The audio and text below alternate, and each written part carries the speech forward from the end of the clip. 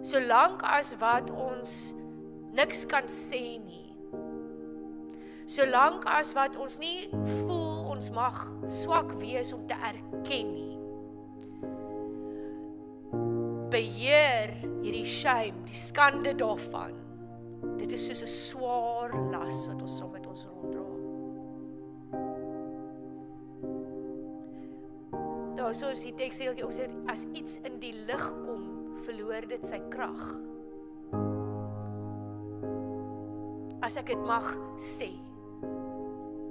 En as ek dit kan sê, sonder dat iemand my gaan oordeel, en vir my preek, en vertel hoe sleg is ek, dat ek nou dit gedoen het, want ek weet, ek weet, dit sal my nie gepla het, as ek nie geweet het nie.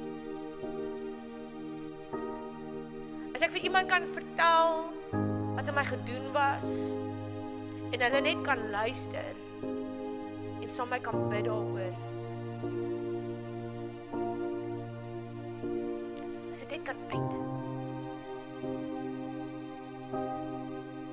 Nou, van ons het dalk 'n behoefte om so 'n gesprek te hê, maar die ander van ons is veronderstel om beskikbaar te wees vir sulke gesprekke. Veral in 'n gemeente.